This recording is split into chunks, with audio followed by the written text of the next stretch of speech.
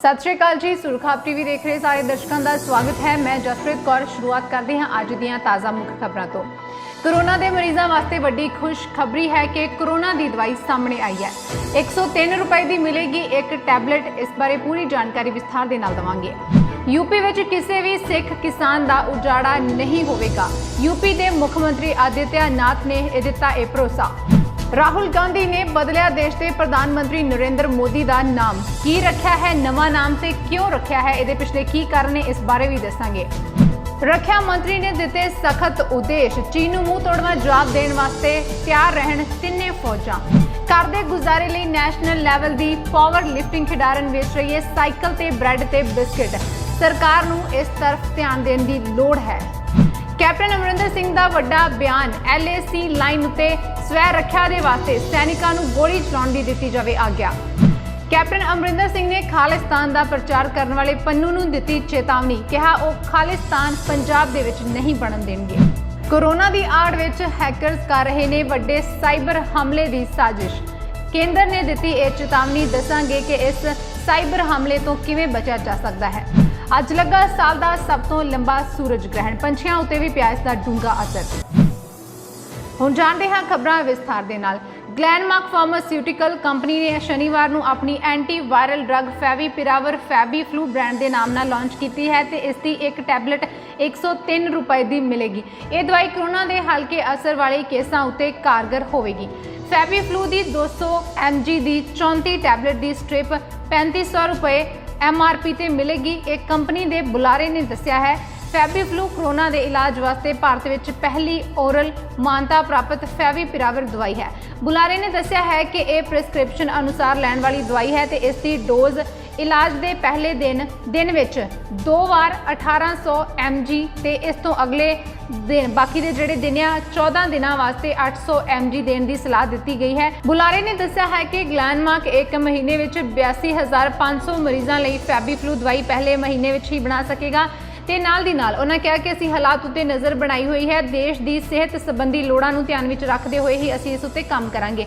Company के बुलारे मुताबक company इस दवाई वास्ते एक्टिव फार्मास्यूटिकल इनग्रेडिएंट अपने अंकलेश्वर के प्लांट विच ते दवाई की फॉर्मूलेशन बद्दी विच बना रही है। ये दवाई दुकानां ते हस्पतालों उत्ते भी उपलब्ध हो सकेगी। उन्होंने कहा कि साडी पहल फैबीफ्लू के उत्पाद वाल है तां जो ये दवाई सब तक पहुँच सके। कंपनी हालात मुताबक निजी और सरकारी जनतक सेहत संस्थावां नूं सहयोग करेगी। मुंबई की इस कंपनी शुक्रवार नूं drug controller general of India वालों दवाई बनाने की सहमति मिल गई है। पूर्वी लद्दाख की गलवान घाटी विच भारत ते चीनी फौजां दे विचाले बीते दिनी हुई झड़प तो बाद देश के अंदर सियासत काफ़ी गरमाई हुई है। कांग्रेस के साबका प्रधान राहुल गांधी लगातार केंद्र की मोदी सरकार उत्ते हमला बोल रहे हैं। हाल ही विच राहुल गांधी ने एक होर ट्वीट करके प्रधानमंत्री मोदी उत्ते निशाना साधा है। राहुल गांधी ने कहा है कि नरेंद्र मोदी असल में सुरेंद्र मोदी है। तो हैरानी वाली गल है कि 20 जवानों के गलवान घाटी में शहीद होने के बाद प्रधानमंत्री मोदी कहते हैं कि साडी सरहद दे विच कोई दाखिल नहीं होया ते ना ही साडी कोई पोस्ट किसी दे इलाके उत्ते कब्जे विच है। अज कोई भी साडे वाल अख चक के नहीं वेख सकता। मोदी के इस बयान तो बाद विरोधी धिर लगातार मोदी उत्ते हमला बोल रही है तो वड्डे सवाल भी चुक रही है। मोदी के इस बयान तो बाद राहुल गांधी ने ट्वीट किया कि भरावो ते भैणों, चीन ने भारत के निहत्थे सिपाहियों को मार के एक वड्डा जुर्म किया है। मैं ये पूछना चाहता हाँ कि इन्हां नायकों को हथियारों तो बिना किस ने खतरे वाल भेजा सी ते कौन है इसका जिम्मेवार। चीन नाल चल रहे विवाद के चलदियां रखिया मंत्री राजनाथ सिंह ने तिन्हां सेनावां के मुखिया ते CDS जनरल बिपिन रावत के नाल बैठक की है। इस उच्च पद्धरी बैठक दे विच लद्दाख की स्थिति उत्ते समीक्षा की गई है। इस दौरान रक्षा मंत्री ने चीन नूं किसी भी हरकत का मुंह तोड़वा जवाब देने वास्ते सेना नूं तैयार रहने वास्ते भी कहा है। हथियारबंद सेना नूं LAC यानी कि लाइन ऑफ एक्चुअल कंट्रोल ते हमलावर व्यवहार के नाल नजिठण लई पूरी आज़ादी दी गई है। तुहानूं दस दईए कि रक्षा मंत्री सोमवार नूं अपनी 3 दिनां की रूस यात्रा वास्ते रवाना होणगे। लद्दाख दे विच चीनी फौजियों के नाल हुई इस हिंसक झड़प दे विच 20 जवान शहीद होए गए सन ते उत्थे ही झड़प दे विच चीन नूं भी भारी नुकसान झलना पिया है। चीन के एक कमांडिंग अफसर सने 40 सैनिकों नूं भारतीय जवानों ने ढेर कर दिता सी। उधर उत्तर प्रदेश के मुख्यमंत्री योगी आदित्यनाथ ने अज श्रोमणी अकाली दल के 3 मैंबरी वफद नूं यह भरोसा दवाया है कि सूबे विच किसी भी सिख किसान का उजाड़ा नहीं होने दिता जाएगा।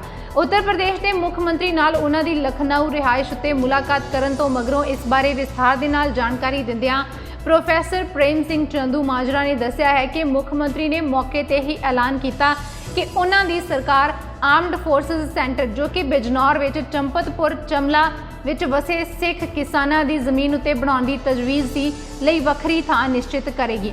उन्होंने दस्सिया है कि मुख्यमंत्री ने सारियां 4 थावां जिथे सिखां नूं उजाड़े दा खदशा सी दे सर्वेखण दे लई अते ਜਿਹੜੀਆਂ ਜ਼ਮੀਨਾਂ ਇਹ किसान वाह रहे ने उन्हां दे अधिकार देण दा राह ਲੱਭਣ ਲਈ 4 ਵੱਖ-ਵੱਖ ਟੀਮਾਂ ਦਾ गठन किया है।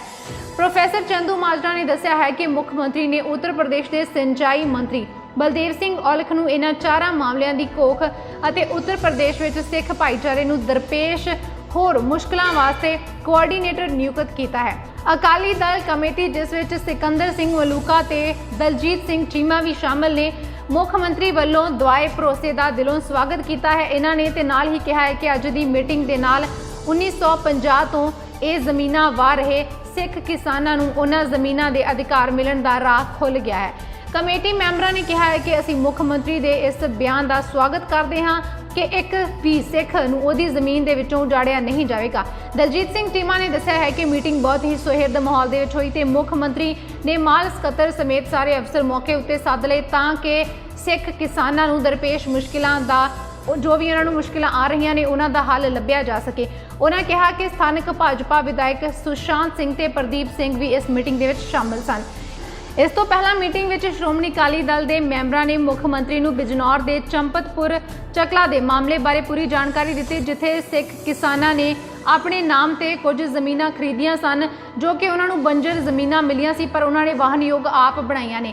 उन्होंने दस्सिया है कि इन्हां जमीनां नूं सिख किसानां ने आबाद किया ते हुण इह इलाके की खुशहाली ते विकास विच योगदान पा रहे ने पर इन्हां नूं आर्मड फोर्सिस लई सेंटर के नाम उत्ते उजाड़िया जा रहा है। कमेटी ने दस्सिया है कि इस तरह लखीमपुर खेड़ी दे विच भी जो जमीनां उन्होंने राजा विक्रम शाह तो खरीदियां उन्हां तो इस करके उजाड़िया जा रहा है कि उन्हां कोल विक्री ते खरीद का कोई लिखती दस्तावेज नहीं है।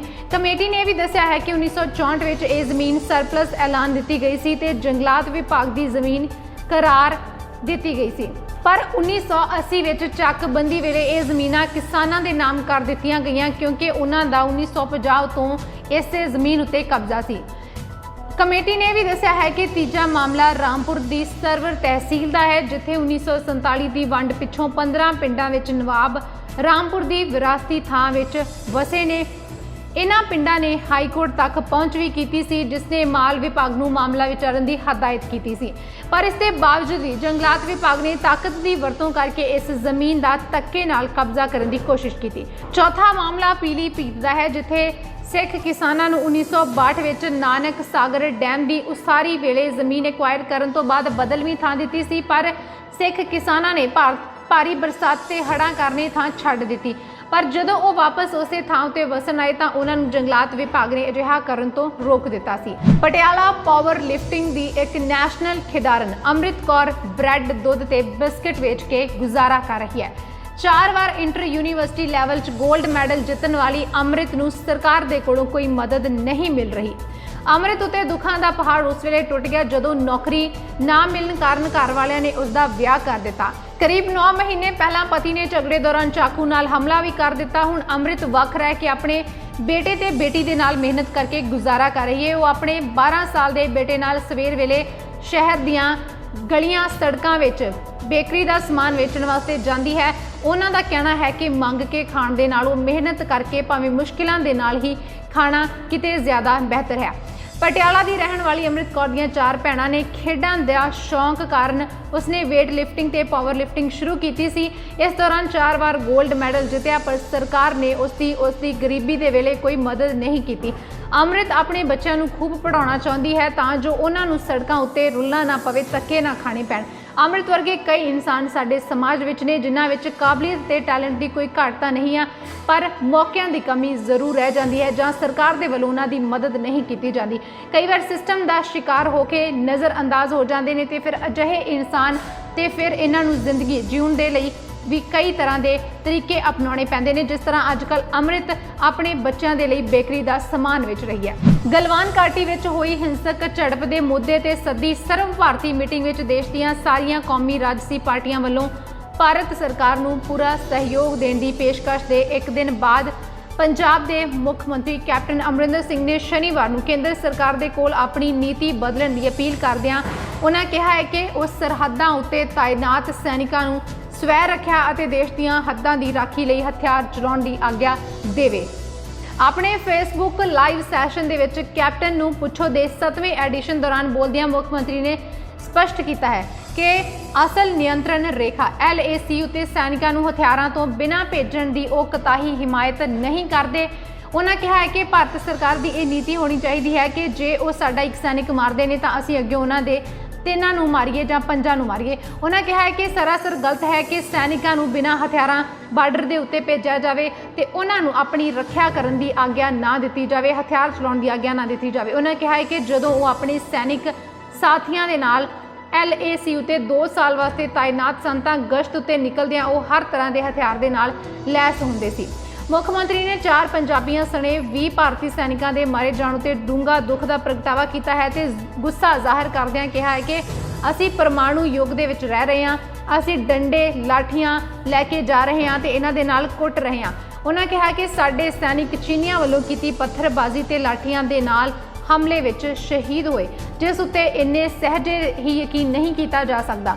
ਗਲਵਾਨ ਘਾਟੀ ਵਿੱਚ 4 ਪੰਜਾਬੀ ਸੈਨਿਕਾਂ ਦੀ ਸ਼ਹੀਦੀ ਤੇ ਸੋਗ ਜ਼ਾਹਰ ਕਰਦਿਆਂ ਮੁੱਖ ਮੰਤਰੀ ਨੇ ਕਿਹਾ ਕਿ ਇਹ ਬਹੁਤ ਹੀ ਮੰਦਭਾਗਾ ਹੈ।